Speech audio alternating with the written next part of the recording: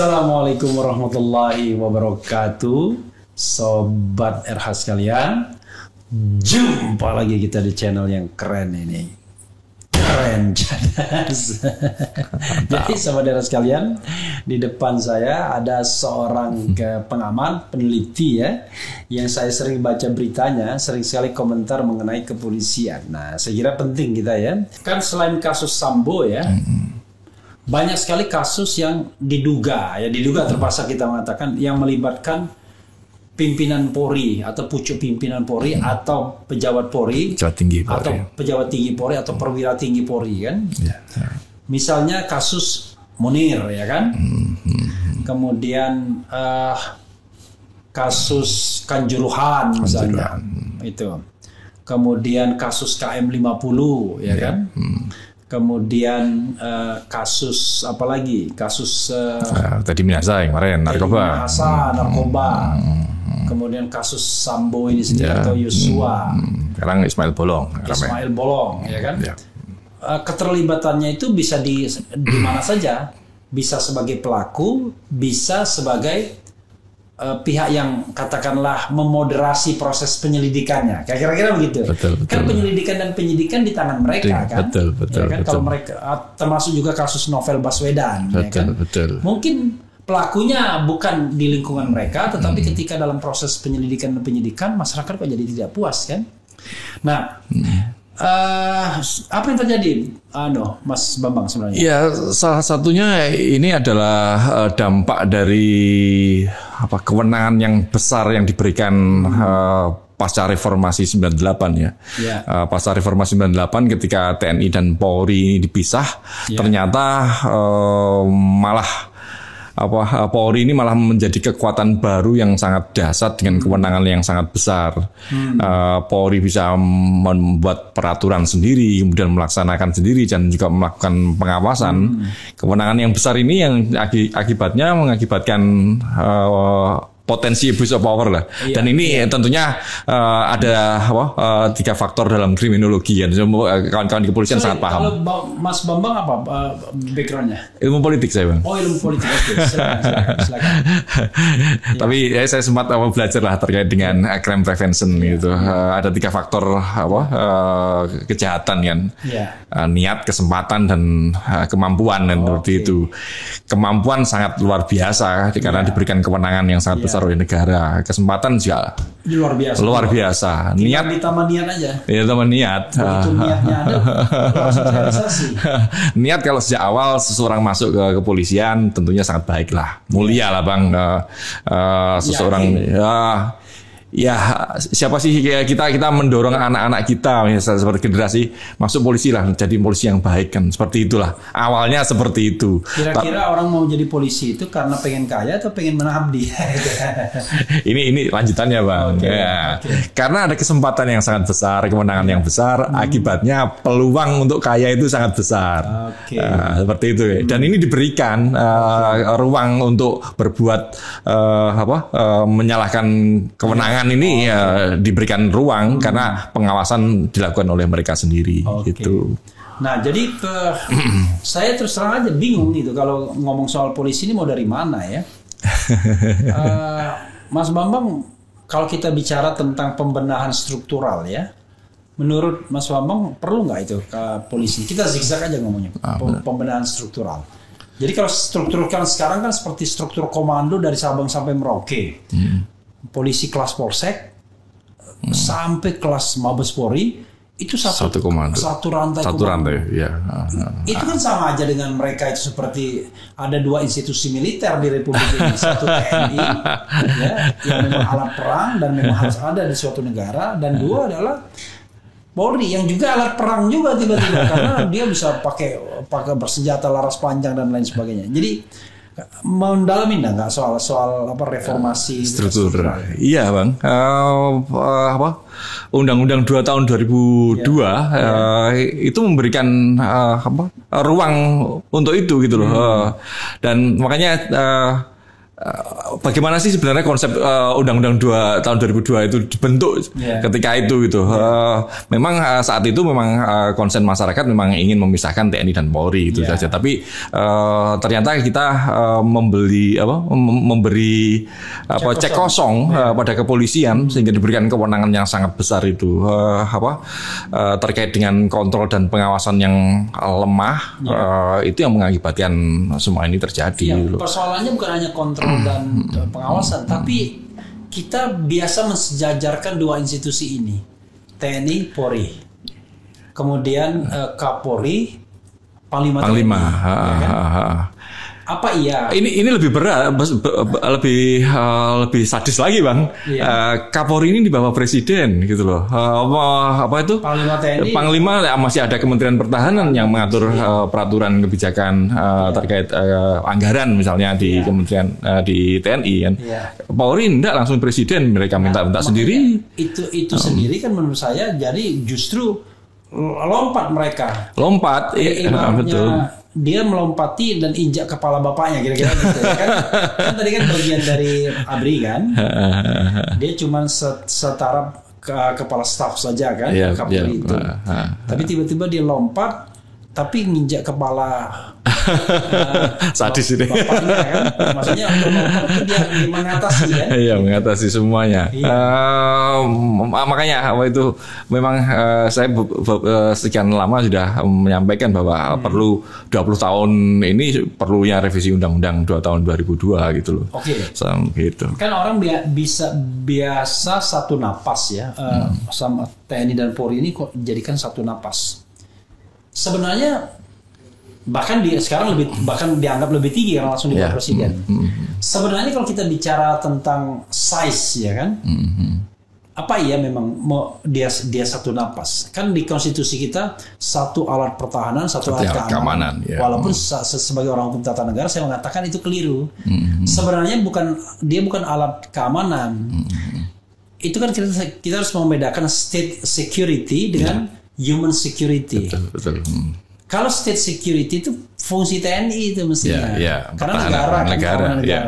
Jadi pertahanan dan keamanan itu satu kesatuan. Ini public security. Ini public security atau human security, bahkan keamanan manusia, public security. Jadi, tapi konstitusi tidak membedakan itu. Konstitusi hanya membedakan antara pertahanan dan keamanan, pertahanan TNI, keamanan polisi. Nah, oke, kita lepaskan dari lepaskan dari kesalahan perumusan dalam konstitusi.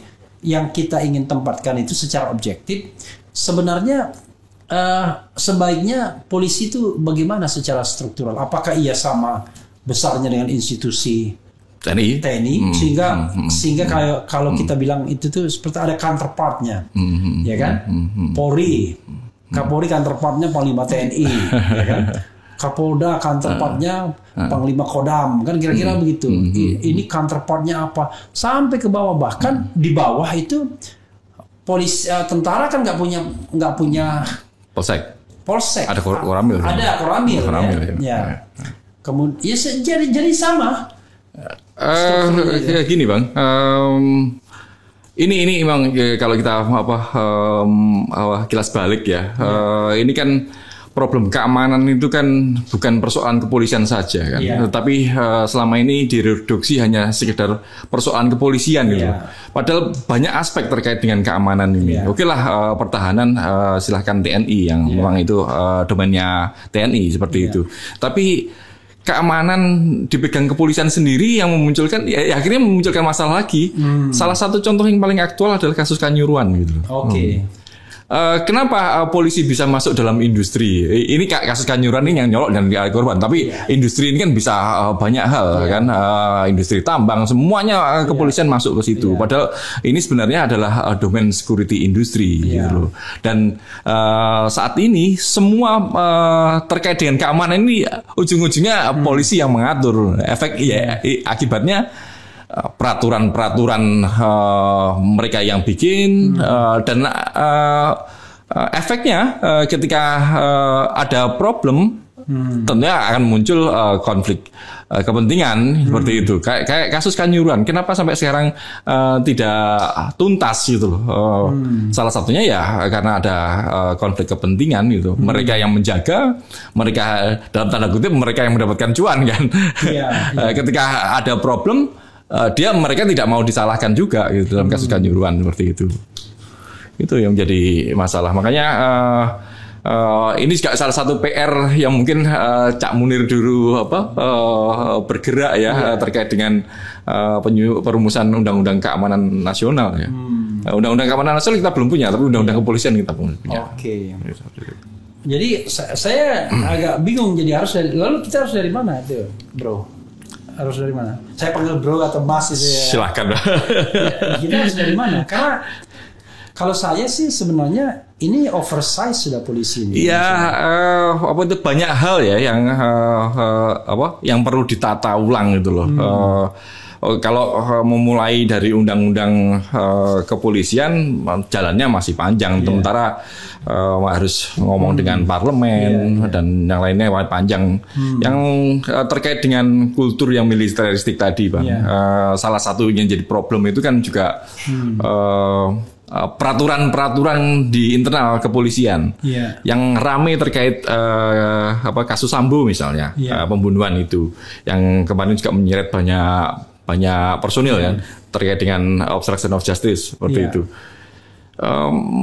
Mereka masih menggunakan peraturan-peraturan yang militeristik gitu loh.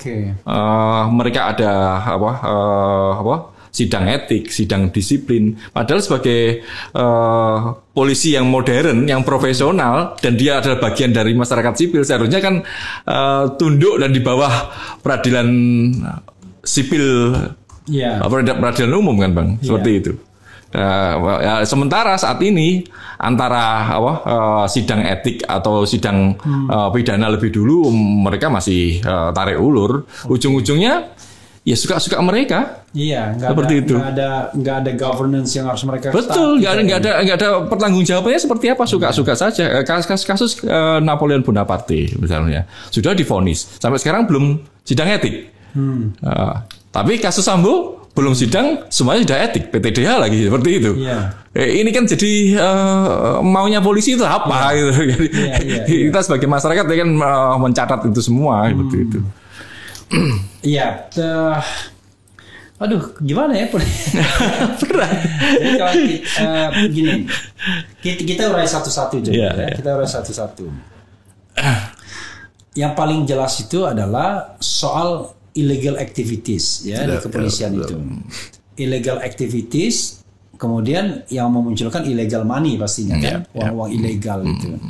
Kalau kita lihat dalam kasus Sambo itu kan luar biasa. Bagaimana seorang bintang 2 seorang irjen yang gajinya konon cuma 30 jutaan dengan gaji dan tunjangan kan, 30 jutaan, dan itu pun baru dia jabat kira-kira 2 tahunan lah ya. Bisa punya harta yang sedemikian luar biasa. Dia belum melaporkan LHKPN. Tapi kasat mata kita lihat rumah aja. Dia punya rumah di Saguling, rumah pribadi kan, rumah di Jalan Bangka, rumah di Magelang. Itu baru 3 rumah yang terekspos karena kasus ini. Dia punya 3 Lexus. Lexus yang dipakai oleh putri, yang modelnya kayak Alphard, ya kan?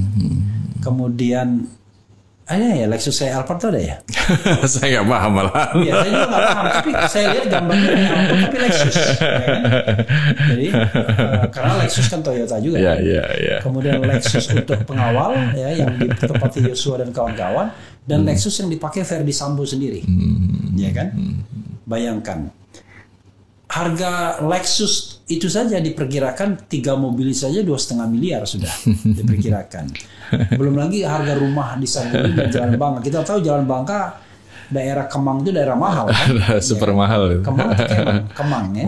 Daerah Kemang. Lalu di daerah Magelang juga pasti nggak murah-murah juga. Nah, bayangkan. Lalu ada isu uang sampai triliun. Fantastis, triliunan, ya kan? Kemudian mampu membayar seorang pengacara yang idealis, ya kan? Karena adik angkatan saya agak kecewa juga.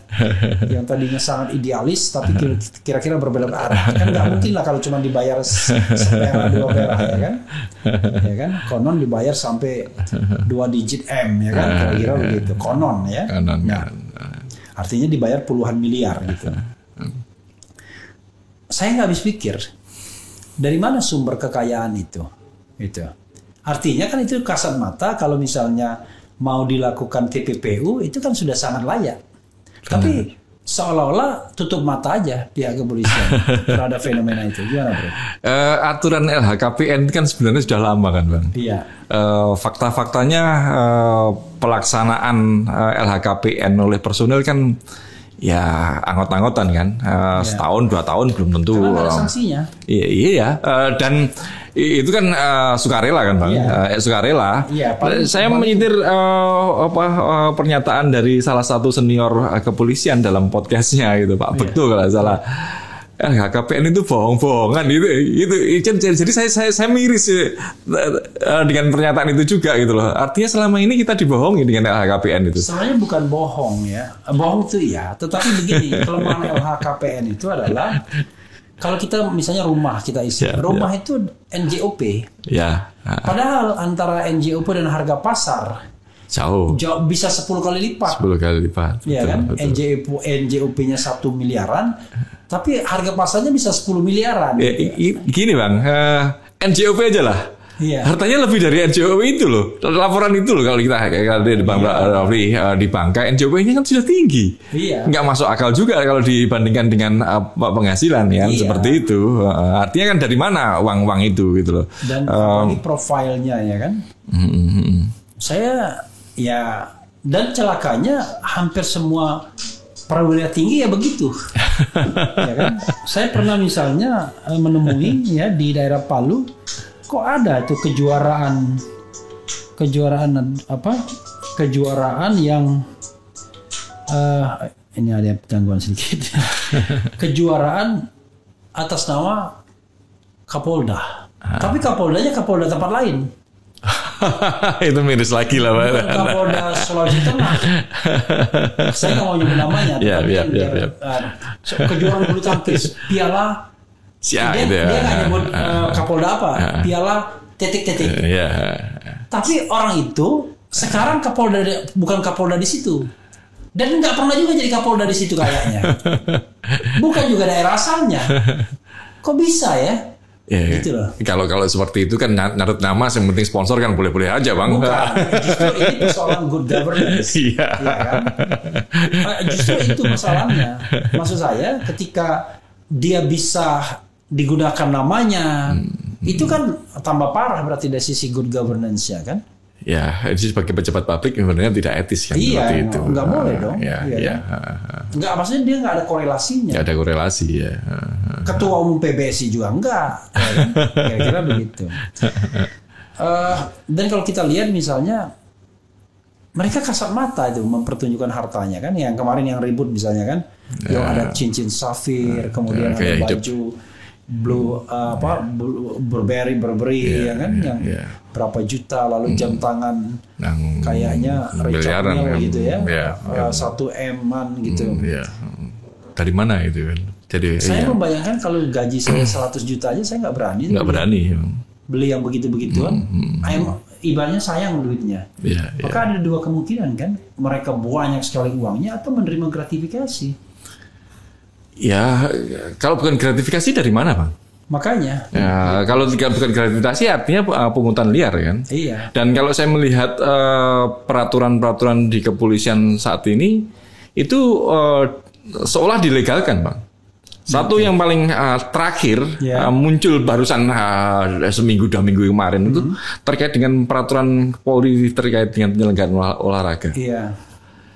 Penyelenggaraan olahraga itu ada domainnya security industri, Bang. Iya. Industri olahraga. Tetapi pengamanannya menggunakan pengamanan kepolisian. Oke.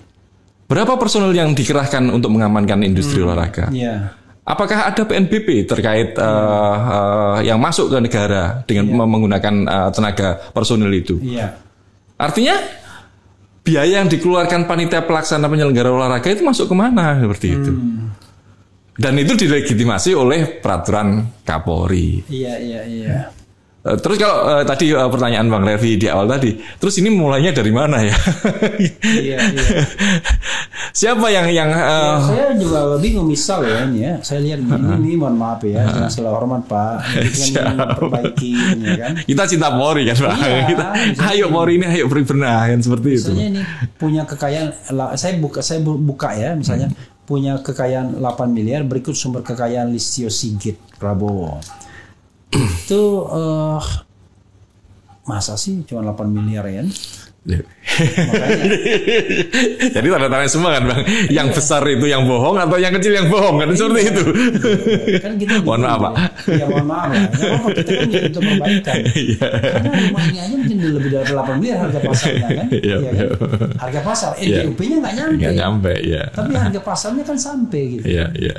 Paling tidak memang orang katakanlah yang dilaporkan NJUP karena itu yang real kan. Iya. Tapi kalaupun dia laporkan NJOP semua, 8 miliar itu kecil banget untuk hidup bermewah-mewah. Kira-kira gitu lah. Untuk terlihat hidup mewah itu kan. Ya kan? Iya, Bang. Jadi luar biasa gitu. Maksudnya artinya di sini melaporkan harta kekayaan saja tidak transparan, ya kan? Atau yang dilaporkan hanyalah ya tadi yang gratifikasi nggak dilaporkan pasti. Ya apa menggugurkan kewajiban gitu aja. Iya, menggugurkan kewajiban gitu.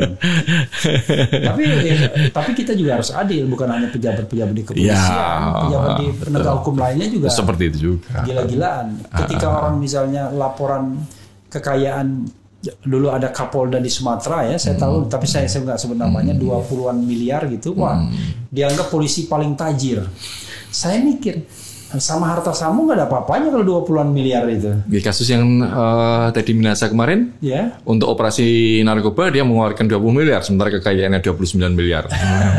Itu lebih sadis lagi itu, Bang. Lebih gak masuk akal lagi. Dan itu diakui sendiri loh, ya kan? Artinya mereka ini gimana sih kan gitu.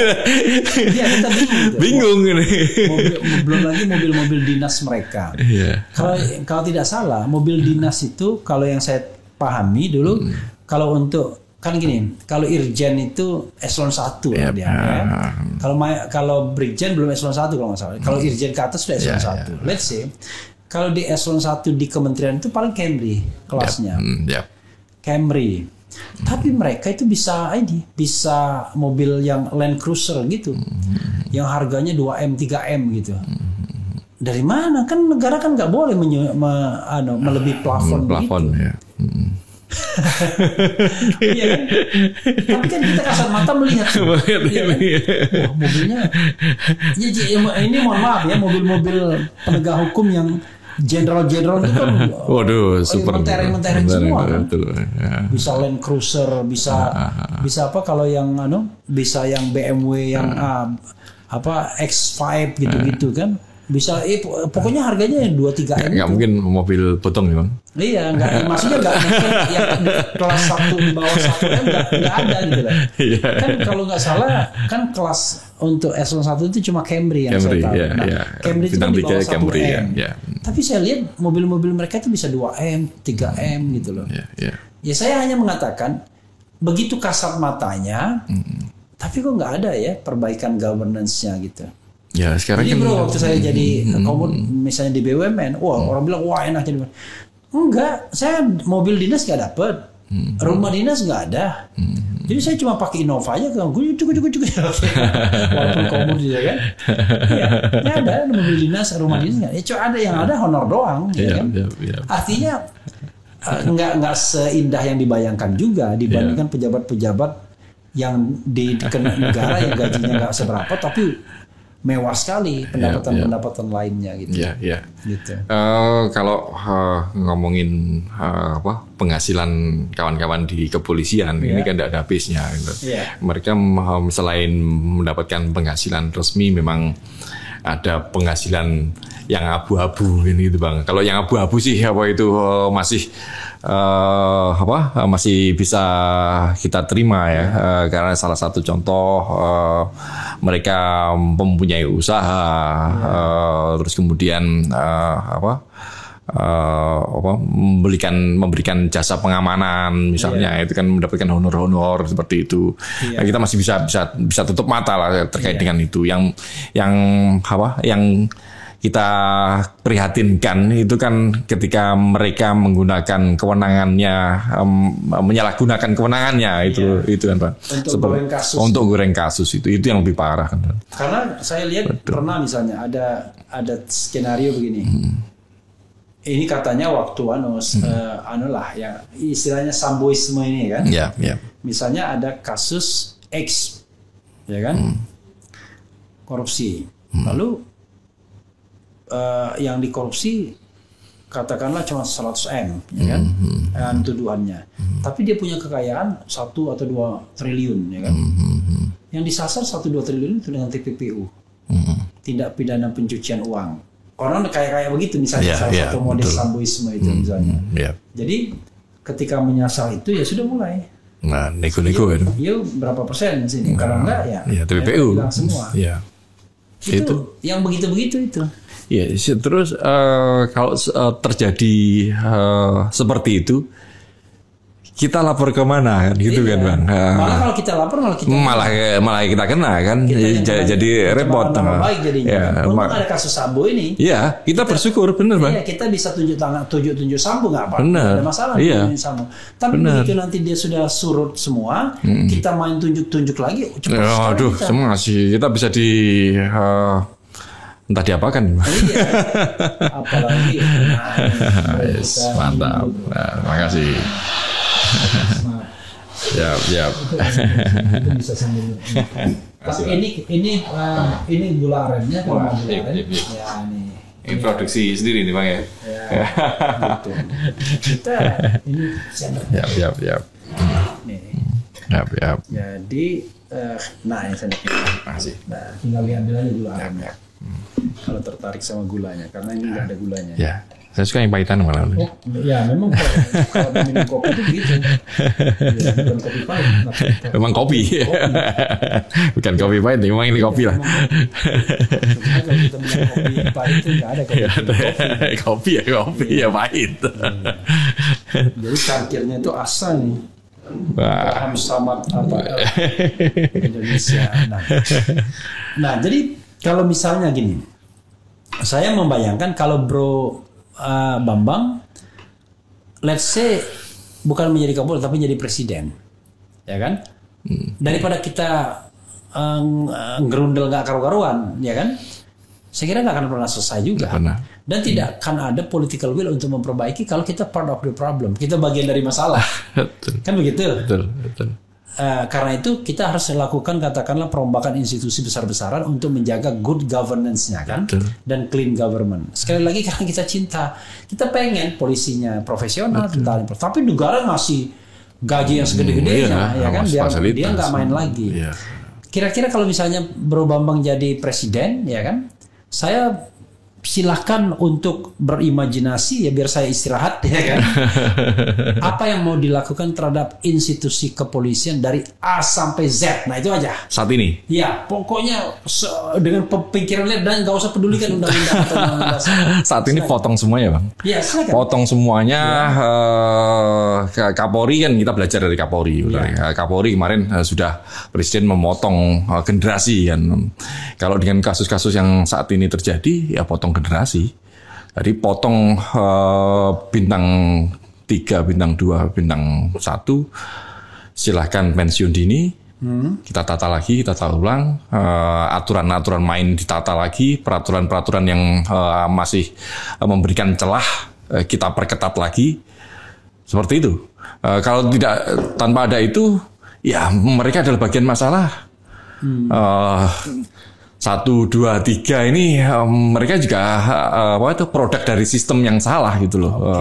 Makanya kalau pengen benar-benar bersih, ya rombak rombak sistemnya berbarengan dengan melakukan seleksi terkait produk-produk yang di internal ini gitu loh. Produk-produknya apa ya? Perwira-perwira tinggi ini mereka adalah produk sistem yang sudah sangat rusak ini gitu loh. Ya itu kan baru reformasi yang sifatnya orang ya. Tapi saya belum lihat reformasi strukturalnya apa. Artinya kan itu kan cuma ganti orang. Ini kan kita jadi presiden, Bang. Iya, jadi presiden.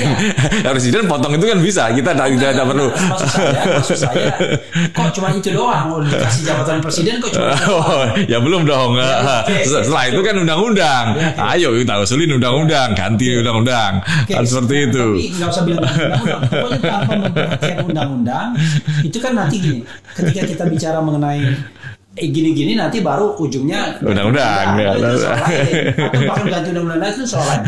Tapi ini bro, saya angkat jadi presiden ya kan? Dan ada anak buah presiden yang bernama Kapolri ya kan?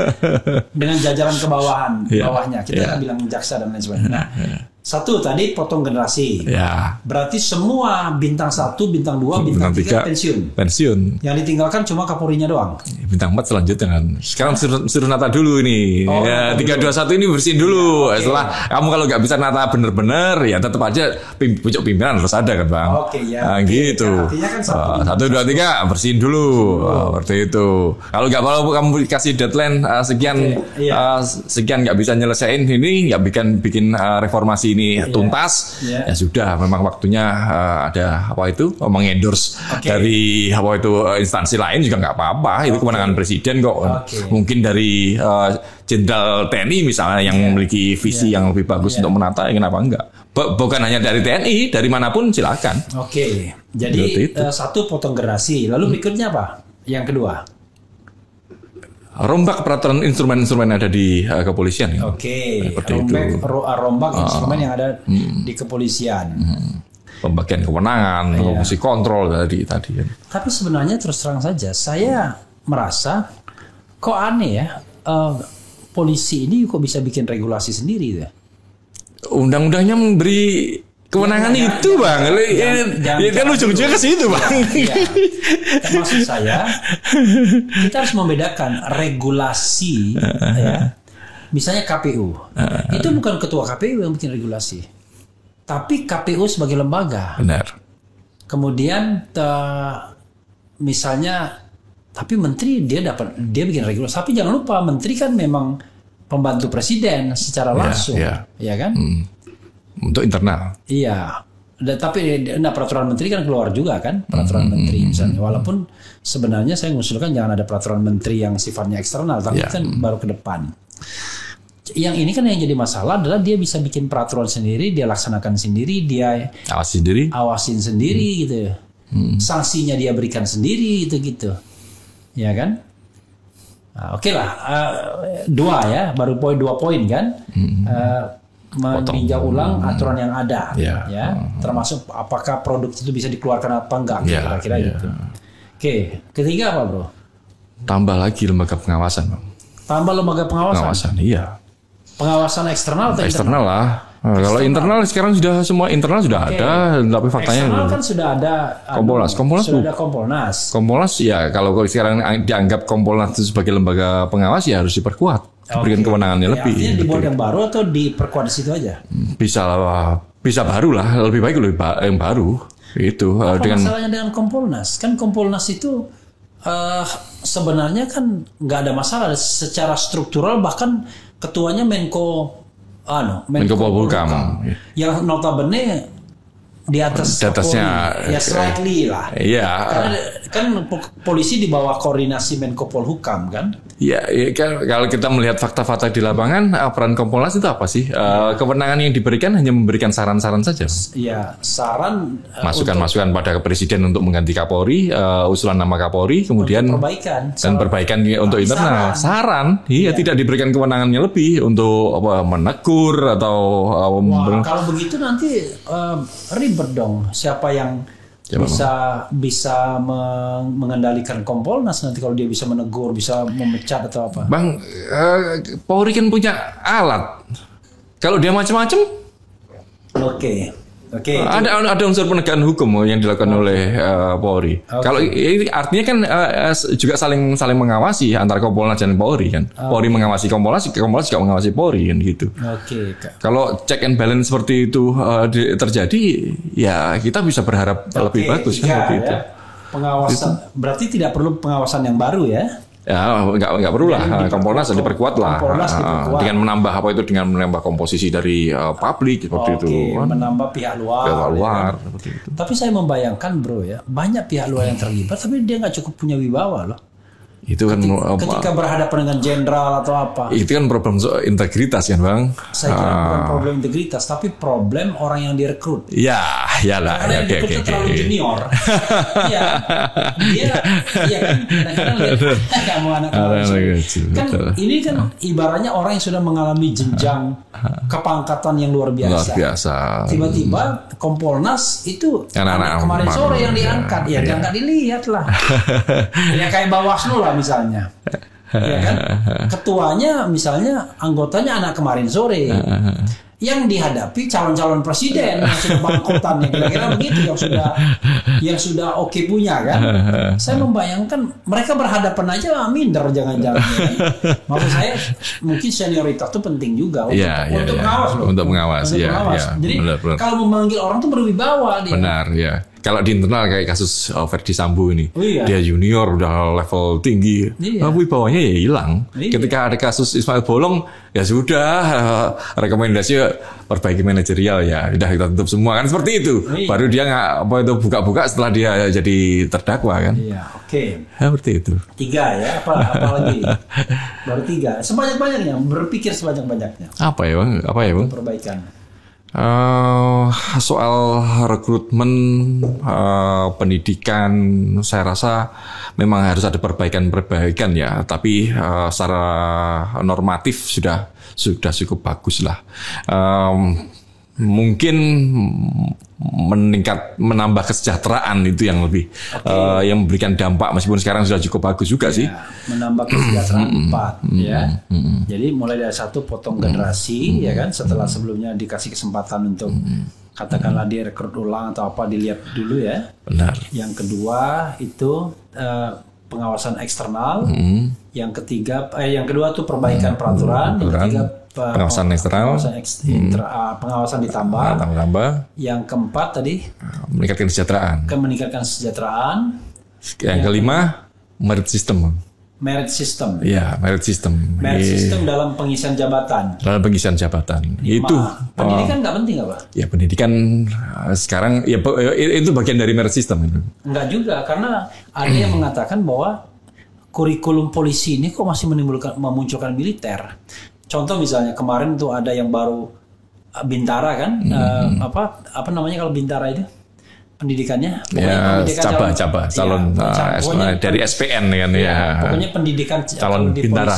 Calon Bintara lah ya. Apa itu Aibda ya? Brigadir, Bribda. Nah, yang di Medan kemarin, yang bawa perempuan, bawa pacarnya, main di hotel, lalu kemudian nyerang rumah sakit, dibawa rombongan. Saya membayangkan ya, ini selama pendidikan diajari cara tentara atau diajari sebagai pelindung dan pengayom masyarakat kan harusnya kan polisi itu ketika keluar pendidikan kan dia menjadi welas asih kan, maksudnya itu betul-betul dia melihat masyarakat itu sebagai teman yang harus dilindungi. Kan bukan masyarakat sebagai musuh yang perlu dihancurkan, kan kira-kira begitu? Iya, memang. Tapi kalau kamu lihat dalam kasus Wedan atau para adik-adik kita dari lulusan-lulusan yang masih arogan seperti itu saya rasa bukan masalah pendidikannya, bang. Ini masalah kultur kelompok ya, seperti itu saja. Kan kultur kelompok itu kan diciptakan dari pendidikan ya. Kan enggak. Gini maksud saya dalam pendidikan kurikulum itu kan enggak tentunya tidak Korsa itu tidak dibentuk seperti itu. Nilai-nilai humanis, nilai seperti itu tetap dikembangkan gitu loh. Karena contoh misalnya mereka kan masih menyebut siap jenderal, siap. Ini kan kayak kayak militer kan? Iya, gini apa? Setelah ini, setelah Undang-Undang 2 tahun 2002 itu turunan ini kan ada peraturan pemerintah kan, Bang. Peraturan pemerintah 1 terkait tahun 2003 terkait kedudukan Polri sebagai aparatur sipil negara kan begitu. Dalam Polri ini kan ada dua pegawai kan. Satu profesi Polri, satunya ASN seperti itu. Kayak novel ASN. ASN novel seperti itu. Kemudian turunan dari peraturan itu ada peraturan terkait dengan disiplin etik dan disiplin Polri, anggota kepolisian. Tapi sebenarnya ini juga harus merujuk terkait PP disiplin aparatur sipil negara kan seperti itu. Peraturan Kapolri yang terkait etik dan disiplin ini tidak mengacu pada disiplin aparatur sipil itu gitu loh. Makanya ini malah mengadopsi gaya-gaya militer gitu loh. Mereka masih melakukan ada sidang, ada disiplin gitu loh. Seharusnya mengacu pada peraturan sipil. Salah satu kasus PTDH yang beberapa waktu ini PTDH itu pemberhentian tidak dengan hormat pada personel yang melakukan obstruction of justice. Ini seharusnya kan mereka Kapolri tidak bisa melakukan PTDH gitu loh. Mereka dalam sidang itu loh, dalam sidang etik itu tidak melakukan PTDH. Sidang etik itu maksimal memberikan sanksi demosi gitu loh. Demosinya apa? Memecat dari profesi Polri. Tetapi sebagai pegawai negerinya, presiden yang bisa memberhentikan kan. Seperti itu. Kalau sekarang ini rancu loh. Pemecatan itu harus hemat saya harus didahului dengan vonis pidana. Kalau terkait dengan pelanggaran pidana. Tapi fakta-faktanya kan tidak. Kasus Napoleon, kasus Brotoseno. Karena mereka itu bukan kayak anggota KPU ya kan, atau anggota Komnas HAM yang memang direkrut untuk jabatan itu kan. Mereka ini kan pegawai. Pegawai. Gitu. Peraturan ini yang mengadopsi militer ini akhirnya ya kulturnya ya masih sama. Nah itu jadi intinya adalah berarti kepentingan untuk mengubah kultur. Merubah kultur. Tapi kultur. Awalnya kan harus dari struktur dulu dan itu tadi kan, Bang. Jadi mengubah kultur militer ke kultur sipil. Itu poinnya di situ. Apalagi kemudian yang paling penting yang mungkin terlintas. Kultur tadi yang paling poin paling utama kultur tadi. Ada yang mengatakan misalnya bagaimana kalau polisi nasional itu tidak usah dipertahankan. Jadi kan orang menganggap bahwa ini gurita kepolisian itu gila-gilaan dari Sabang sampai Merauke. Padahal kan kebutuhannya kan nggak begitu. Masa urusan misalnya nganter, misalnya menyeberangkan nenek tua itu masih anak buah Kapolri juga. Ada yang mengatakan ya bedakanlah dengan polisi yang bertindak sebagai pelindung dan pengayom masyarakat sama yang bertugas untuk melakukan proses penyelidikan dan penyidikan. Itu kan dua hal yang berbeda. Satu kerjanya main di kampung-kampung kan. Babin Kamtipmas itu yang kayak begitu-gitu kan. Fungsi sosial lah. Fungsi sosial. Nah itu masa disatukan. Jadi ada orang mengatakan misalnya apakah perlu dibentuk polisi nasional secara masif seperti ini? Apakah polisi nasional itu kayak FBI aja untuk serious crime saja atau special crimes gitu? Memang harus ada pemilahan ya. Tidak semua anggota Polri itu penyidik kan sebenarnya seperti itu kan. Mereka yang sampai sekarang berapa dari 500.000 anggota berapa sih yang memiliki sertifikasi penyidik kan seperti itu. Memang di situ mungkin perlu perombakan kelembagaan ya Bang. Waktu itu teman saya Taufik misalnya Dr. Taufik mengatakan yang penyidik itu sebenarnya harus disatukan ke dalam departemen penyidikan. Kalau sekarang kan kementerian katakanlah kementerian penyidikan. Kalau sebenarnya lebih enak ngomongnya departemen kan, beda departemen sama kementerian itu sebenarnya ada ya. Kalau di Amerika kan Department of Justice, tapi bisa juga Ministry of Justice gitu. Jadi departemen itu bisa saja bagian dari kementerian ya. Misalnya Departemen Penyidikan. Nah, Departemen Penyidikan itu menampung semua penyidik. Kan penyidik itu kan tidak hanya dari kepolisian. Ada dari kejaksaan dan ada dari PPNS. Gak cukai. Iya, penyidik pegawai negeri sipil. Iya, pegawai negeri sipil. Ya kan? Jadi disatukan di dalam satu departemen penyidikan di bawah misalnya terserah apakah menjadi lembaga tersendiri ya kan, ataukah di bawah Kementerian Hukum dan HAM. Tapi kalau di bawah Kementerian Hukum dan HAM terlalu besar, Hukum dan HAM saja udah gila-gilaan. Ya, dia jadi lembaga tersendiri, tapi fungsinya adalah penyidikan dan penahanan. Mereka yang berhak menahan misalnya kata. Sementara fungsi Kamtibmas itu yang nggak usah diberat-beratin. Kan kualifikasi untuk menjadi Kamtibmas sama kualifikasi untuk menjadi penyidik itu kan beda banget. Beda banget. Ini pakai scientific approach dan lain sebagainya. Kalau ini kan ibaratnya lebih mengandalkan sosialisasi, mengandalkan fisik dan lain sebagainya. Yang barangkali gajinya juga beda juga. Kalau ini barangkali kita bisa rekrut sampai doktor segala yang di Departemen Penyidikan itu. Kalau ini kan cukup tamat SMA atau S1 misalnya. Bukan beberapa tahun yang lalu ya, konsep community of policing itu kan sebenarnya di situ kan. Sebenarnya kalau hemat saya sih tidak perlu merombak sedrastis itu ya. Hanya pembagian kewenangan saja dan polisi tidak perlu apa ya istilahnya kalau orang Jawa itu kemaruk serakah lah semuanya semua. Tapi kemaruk itu udah bahasa umum. Udah umum ya. Kemaruk semua dipegang dia gitu loh. Ya tadi yang saya sampaikan di awal terkait security industri misalnya. Ya limpahkan aja lah ke pengamanan industri itu ke Satpam itu. Tapi kan semuanya diambil alih oleh polisian. Akhirnya apa? Capek sendiri. Fungsi-fungsi yang lebih penting, fungsi utama penegakan hukum, terus Kamtibmas itu. Sebenarnya fungsi utamanya perlindungan masyarakat. Iya, fungsi itu malah terabaikan itu. Jadi orang kalau lihat polisi takut sekarang. Bukan takut Bang sekarang kalau orang aja belenak Bang gitu. Maksudnya belenak apa? Apa ya? Sama mual, sebal gitu loh. Kita lihat bagaimana kawan-kawan di masyarakat ketika meneriaki ketika kasus Sambo kemarin meneriaki kawan-kawan di kepolisian Sambo kawannya Sambo. Kan kasihan man, miris saya.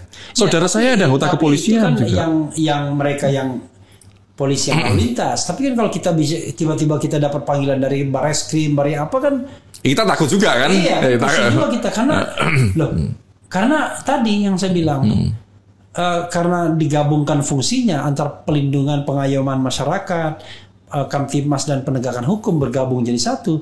Kita nggak tahu ini wajah yang mana muncul. benar. Kalau tadi misalnya Departemen katakanlah penyidikan, Departemen penyidikan, kita tahu kalau dari institusi itu ini urusan serius semua. Kira-kira begitu. Kalau ini kan enggak, pokoknya ada dari polisi aja kita ada khawatir aja kan. Bahkan kadang-kadang Babin Kamtibmas memberikan surat panggilan itu udah deg-degan juga. Ini soal apa ini? Padahal itu walaupun kita nggak bersalah ya, tapi kita tahu kadang-kadang ini mohon maaf ya teman-teman polisi. Karena kita tahu kan mereka suka ngerjain.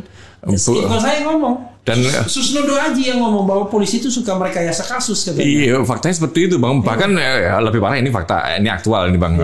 Seorang kawan pelaku UMKM pelaku UMKM di daerah saya didatangi dari polisi wilayah lain, diberikan surat panggilan terkait perizinan merek. Apa sih yang dilakukan dia? Dia itu punya toko gitu loh, jual beli Mertega grosir, dipotong-potong setengah kilo, kena juga dari polsek lintas daerah nih, kasihan banget itu. Ini gimana sih kawan-kawan? Saya terkait dengan itu, menurut saya bukan pemisahan tadi Bang. Yang lebih diperkuat adalah pengawasan, kontrol dan pengawasannya. Jangan sampai ada polisi lintas tapi Polres. Mungkin kalau kita melakukan pengawasan, lama-lama kita membentuk lembaga pengawasan itu gede banget. Kan contohnya gini, pengawasan yang paling bagus kan pengawasan struktural, dari bawahan, dari atasan ke bawahan.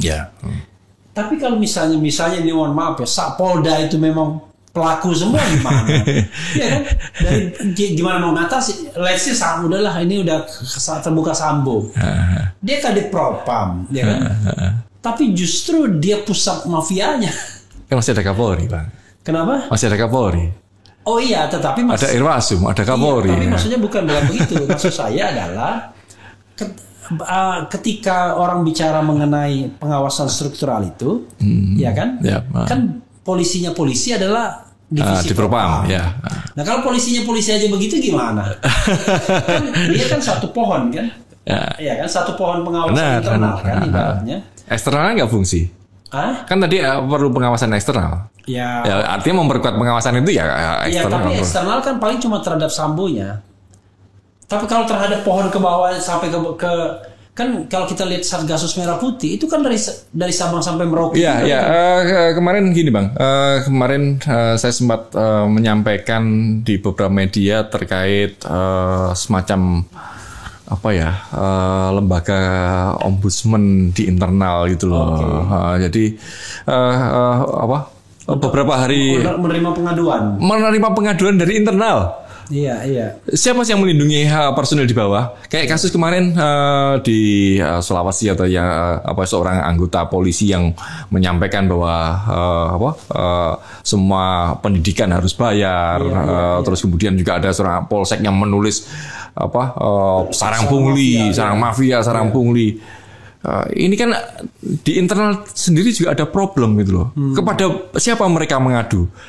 Secara struktur mereka harusnya mengadu pada Dipropam seperti itu. Kalau Dipropamnya pemain, siapa yang melindungi mereka gitu loh? Kompolnas tidak sampai sekarang belum memiliki kemampuan untuk seperti itu. Kompolnas menurut saya cuma jadi sertifikasi. Iya, sertifikasi aja. Karena Kompolnas tadi kan salah satu unsurnya mantan polisi sendiri, ya kan? Kadang-kadang dia bintangnya nggak lebih tinggi daripada yang dia awasi. Bintangnya tidak tinggi, terus bintangnya dapatnya dari mana kita nggak tahu juga kan, Pak? Gitu. Atau dia juga bermasalah. Dia bermasalah sebelumnya. Sementara yang lainnya dari NGO dia dipandang sebelah mata. Menko Polhukamnya nggak turun sehari-hari. tapi bersyukur ada Pak Mahfud lah dalam kasus-kasus ini beliau mengawal lah. Ya, kecuali KM 50 dia nggak mengawal. Kalau KM 50 sama sekali malah itu membubarkan FPI. KM 50 itu soal KM 50 itu menarik. Ada apa kalau KM 50? KM 50 itu kan saya menyampaikan bahwa ada kesalahan prosedur di situ kan. Karena dalam penanganan sebuah surveillance ketika ada penangkapan seharusnya tidak dilakukan penembakan seperti itu. Tetap harus diamankan. Kalau dia tidak mampu, ya harus meminta bantuan dari satuan lain terdekat itu. Masa tiba-tiba masuk di dalam mobil tiba-tiba menyerang. Ceritanya kita terima ceritanya gitu Bang. Nggak masuk akal. Nggak masuk akal. Orang berapa itu? Orang 4 yang menangkap 3 orang. Lewat lah kan. 3 orang. Yang satu nyupir. Lalu komposisinya sopir di depan satu, lalu satu polisi di tengah, sampingnya satu laskar, 3 di belakang. Ya sama aja dia menyerahkan mereka. Iya, kan nggak masuk akal. Harusnya kan sebelum diangkut ke polisi ya minta bantuan yang lain kan gitu. Mudah kan? Ya mudah lah. Polsek terdekat ada nggak ada borgol. Polisi jalan raya juga ada, patroli jalan raya juga ada. Gitu. Seperti itu. Itu yang atau misalnya masa bangsa tali-tali aja kagak ada ya kan? Tapi oke lah itu prosedur yang keliru juga, tetap ada borgol kan. Iya, borgol. Nah, tapi yang kasat mata itu aja nggak diselesaikan. Gimana? Ya hampir semuanya tidak terselesaikan kan. Nah, makanya saya di awal tadi barangkali ada juga yang memang ini urusannya bukan urusan polisi. Urusan politik kan jadinya gitu Bang. Kalau urusan politik udah kita gedor dinding istana kan. Kalau enggak ya kita kasus Yosua ini masih beruntung, bukan Yosuanya beruntung, tapi kasusnya masih beruntung ini. Benar, sudah on track. Kalau kasus ini Presiden Jokowi ngomong ya kan, transparan. Masyarakat kompak, tidak terbelah menjadi cebong kampret, pokoknya semua. Fokus. internal pecah. Sehingga punya peluang untuk buka-bukaan ya. Saling buka kartu. Tapi dalam kasus KM50 istana diam aja, masyarakat terpecah, ya kan? Karena menganggap ini ini pantas dimatiin. Saya sedih loh terus aja. Ini manusia, bagaimana manusia itu. Internalnya kompak. Keep silent, kira-kira begitu. Yang lebih aktual sebenarnya yang baru sekarang ini korban lebih banyak kasus Kanjuruhan, Bang. Iya, Kanjuruhan. 130 nyawa yang saudara-saudara kita. Saya Arema, Bang. Saya tinggal di Malang. Saya cerita itu sedih, Bang. Loh. Bener, waduh. Ya Allah. Itu, Bro, Bambang harus dengarkan lagu ini dulu biar tambah sedih gitu. Tapi kita tidak bermaksud menambah kesedihan, Bang, ya. Tapi ini lagu yang memang saya dedikasikan kawan-kawan Kanjuruhan ya. Kepada Kanjuruhan dan KM50. Ini judulnya begini ya. Saya minum, Bang. Ya, sambil minum. Lagunya begini,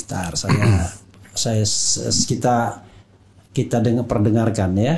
Ini saya berusaha menyelami bahwa ini manusia, the right to life. Kalau di konstitusi itu hak hidup adalah hak asasi manusia yang tidak dapat dikurangi dalam kondisi apapun, ya kan? Kalaupun mau dihilangkan, ya harus melalui due process of law. Nggak bisa dengan kelalaian-kelalaian seperti ini. Lalu seperti kasus KM50, 6 anak manusia meninggal, tapi nggak ada yang dihukum 1 hari pun. Bayangkan, dikenakan kasus pembunuhan, tuduhannya atau dakwaannya, tapi ditahan aja enggak. Giliran kasus pencemaran nama baik lah atau penyebaran kebencian cepat sekali ditangkapnya.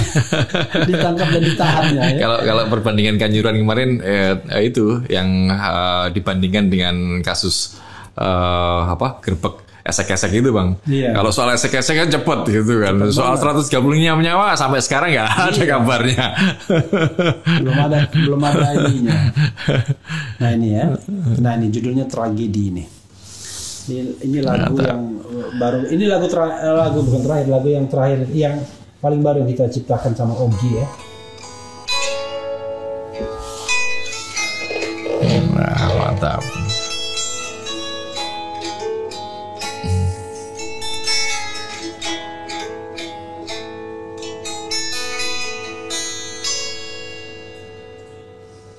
Begitu banyak sedih di hati bangsa ini, bertubi-tubi dilanda tragedi.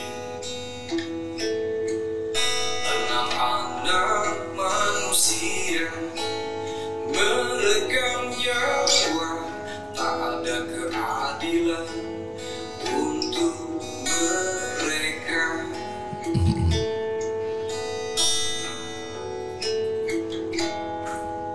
Ratusan nyawa mati percuma karena gas air mata. Kanjuruhan jadi ladang rintihan.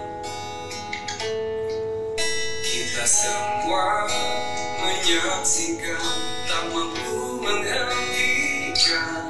Segala kisah berlalu begitu saja.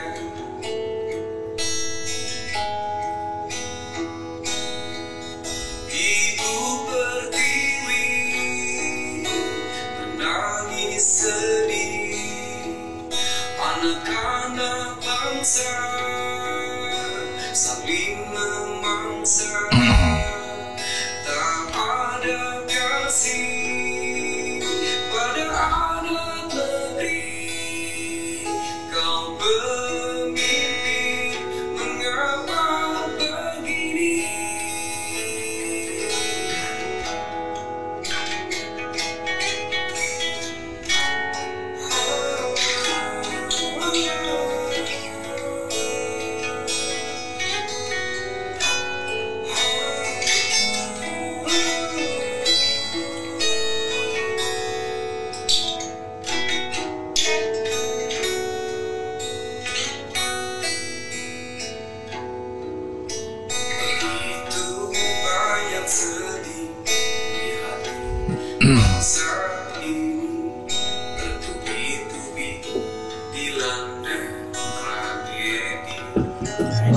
sorry maaf. Nah itu bro. Catatan.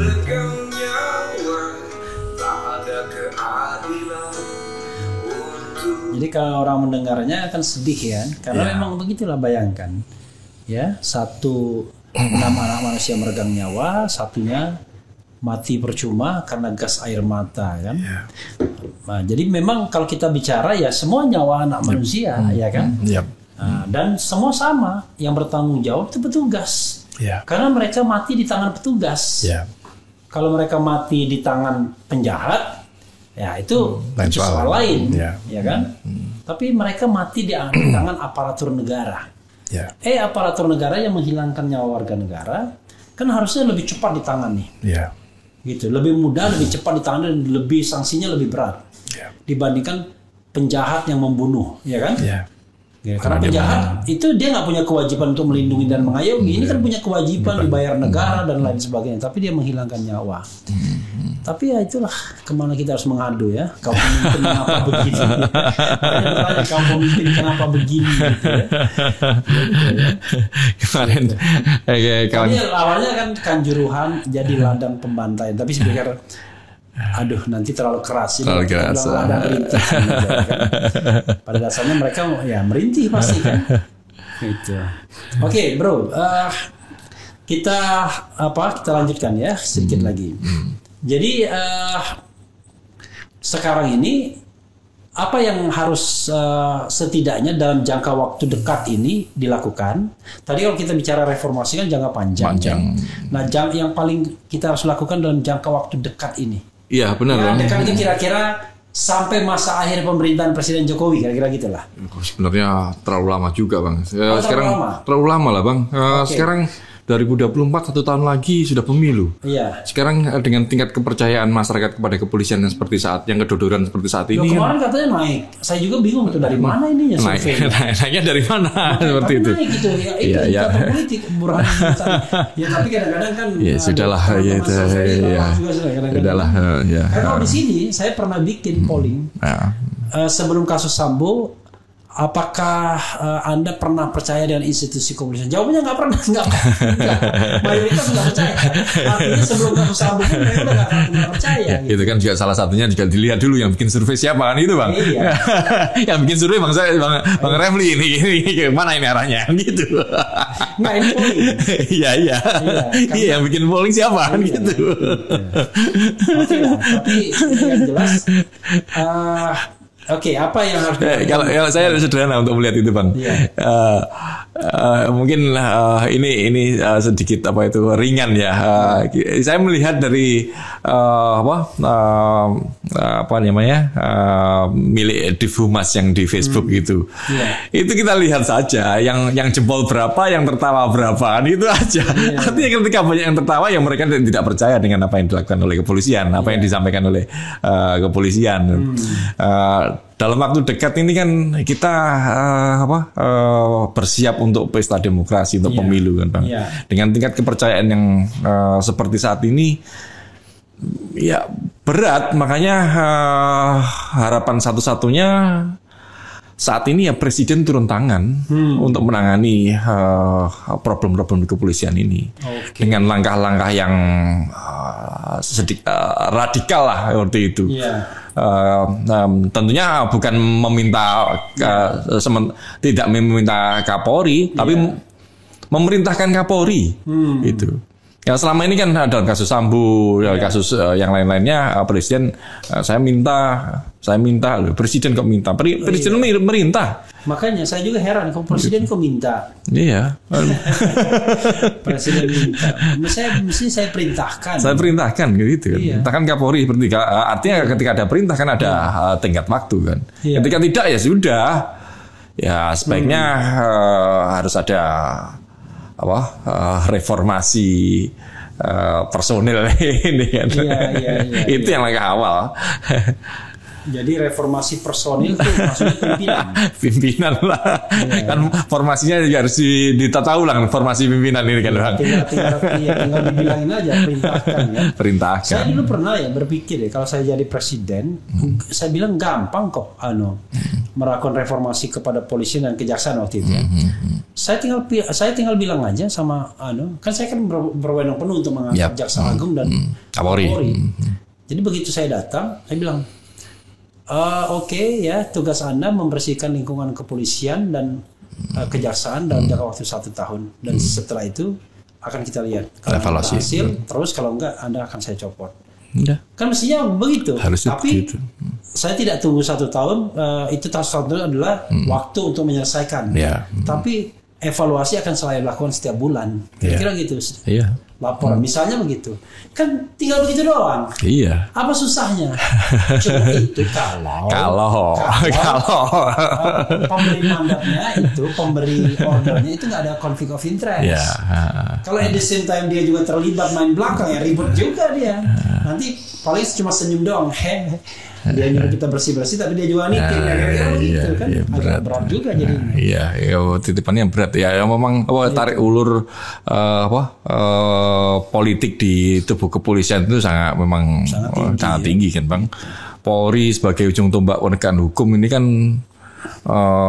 alat yang sangat efektif dalam main-main politik kan, seperti itu. Jadi saya kemudian tiba-tiba bicara tentang 3 terminologi yang mereka nggak bisa bedakan. Polisi itu alat negara, bukan alat politik dan bukan alat penguasa. Negara itu adalah masyarakat, warga negara, pemerintah dan wilayah. Dan komponen terbesar dari negara itu adalah rakyat. Makanya polisi itu pertama adalah pelindung dan pengayom rakyat, masyarakat, bukan pelindung dan pengayom kekuasaan. Kalau sekarang kan jadi pelindung dan pengayom kekuasaan dia, terutama pelindung kekuasaan. Misalnya ada penghinaan terhadap pejabat publik, ya kan, cepat sekali diprosesnya, ya kan, bahkan orang ditangkap di apa. Tapi kalau penghinaan terhadap warga negara dicuekin aja. Bila perlu di warga negara yang tidak disukai dihina terus-menerus kan harus salah gitu kan. Dan ditakut-takutin. Iya, ditakut-takutin. Oke, jadi dalam jangka waktu dekat tadi ganti personil gitu ya. Iyalah. Karena personil sudah terlihat tidak mampu. Tidak mampu. Ini tidak mampu dan tidak mau ya, mungkin. Atau dua-duanya. Dua-duanya lah. Kalau mau ya pasti mampu lah. Kalau dia diberikan kewenangan, berikan tongkat komando. Tapi untuk merubah hanya sekedar pucuk pimpinan saja ya berat kalau di level bawahnya masih sama. Makanya harus format ulang itu ya. Tapi bro ya, saya yakin loh kalau seandainya kepalanya itu bersih, nggak ada masalah. Ya, terutama masa lalunya ya. Jadi tidak saling tersandra. Mudah kok dia langsung cepat kan, komandonya kan bisa di jalan kan. Cuma dia harus pilih dulu orang. Orang dulu yang pucuk pimpinannya kan, Bang. Harus dipilih orang dulu kan. Ya, pilih orang mainkan. Tapi kalau dia bagian dari masalah kan berat juga. Berat. Jangankan itu yang orang tahu biasanya bagaimana. Kan gini lah. Kalau kita bisa hidup dalam satu lingkungan, kita kan tahu masa lalu dia. Iya. Ini main pernah apa sih? Ini main. Apalagi ada orang yang kira-kira agak iseng, video-video dikumpulin, kira-kira begitu. Kan beratnya sekarang kan politik saling sandra kan begitu. Kita nggak berani ngomong, kamu macam-macam nih videomu nih, ya kan? Ditunjukkan video dan dengan media sosial sekarang ini udah mati orang karakter assassination. Apa sih yang nggak bisa dilakukan oleh polisi kalau soal kriminalisasi itu? Kita lupa bayar tempe goreng di warung bisa masuk juga, Pak. Iya, bahkan saya pernah ada pengalaman di rekayasa ada. Untung nggak berlanjut. Ya, for the time being ya. Tapi saya lihat kok begitu ya. Hanya karena kita kritis dengan kekuasaan pemerintahan kok tiba-tiba kok sampai tega-teganya direkayasa kasusnya. Padahal kritik itu bentuk kecintaan kita pada negara ini kan. Biasanya hanya orang bersih, hanya orang yang nggak ada masalah yang bisa menerima kritik biasanya. Tapi kalau orang itu bermasalah, korup, memang dia kritik itu akan jadi ancaman bagi dia. Gitu. Jadi selama penegak hukumnya korup, memang dia kritik itu tidak akan pernah dia terima. Benar. Semua resisten. Resisten terhadap kritik. Bro, silakan closing statement. Saya speechless. Apa yang mau ditanyakan lagi? Karena masalahnya kita tinggal tunggu aja namanya goodwill atau political will oleh kekuasaan. Karena rasanya kuncinya di manusianya, kuncinya di kemauan sesungguhnya ya. Kemauan, goodwill ya. Goodwill. Ya, political will atau goodwill.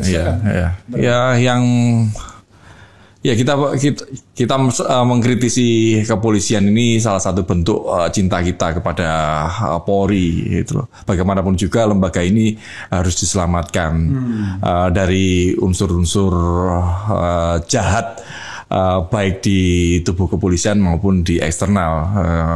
Pengaruh-pengaruh ini juga harus segera dikikis. Tapi kalau melihat perkembangan kasus-kasus yang menerpa kepolisian sampai saat ini yang seolah tidak ada ujung, tidak pernah ada penyelesaian. Makanya yang dibutuhkan saat ini adalah goodwill dari pucuk pimpinan negara untuk menyelamatkan kepolisian yang kita cintai ini, dan kemudian dilanjutkan dengan political will, bukan hanya dengan sekedar retorika, tapi dengan langkah-langkah konkret yang bisa diterima semua masyarakat, sehingga kepercayaan masyarakat pada kepolisian ini benar-benar bisa pulih, apalagi menyongsong pesta demokrasi 1 tahun lagi. Makanya kita hanya berharap masyarakat tetap berharap, Bang, Presiden turun tangan untuk menyelesaikan kasus-kasus di kepolisian ini, seperti itu. Iya, saudara sekalian ya, akhirnya kita bersandar kepada yang namanya pucuk pimpinan tertinggi di Republik ini, karena kita merasa barangkali kalau hanya bersandar pada pucuk pimpinan lembaga, berat kira-kira reformasi kepolisian. Padahal kita rindu sekali pelindung dan pengayom masyarakat, di mana ketika kita diperlakukan tidak adil, kita bisa cari keadilan ya di tempat lembaga penegakan hukum. Tapi semakin jauh dari cita-cita reformasi ternyata faktanya. Jadi tadinya kita reformasi itu dimaksudkan untuk memberikan keadilan bagi warga masyarakat yang hidup dalam rezim represif Orde Baru. Sekarang ternyata kondisi tidak jauh lebih baik. Bahkan to some extent orang mengeluh sudah sulit ekonomi, tapi juga negara sangat represif juga terhadap orang-orang yang terutama berbeda pendapat dan kritis ya. Itu saja sahabat era sekalian, mudah-mudahan kita akan mendapatkan hawa segar ya pada tahun-tahun mendatang. Terutama kalau seandainya ada kepemimpinan baru politik, siapa tahu malah jauh lebih baik. Karena harapan kita begitu. Jadi itu bukan penghinaan. Memang harapan kita adalah pemimpin besok harus lebih baik dari pemimpin hari ini. Ya. Jadi pemimpin lusa lebih baik dari pemimpin esok. Karena kalau tidak, namanya bangsa ini lama-lama hancur. Kalau kepemimpinan itu justru menjadi lebih buruk atau represif. Itu saja. Wassalamualaikum warahmatullahi wabarakatuh. Waalaikumsalam. Yeah.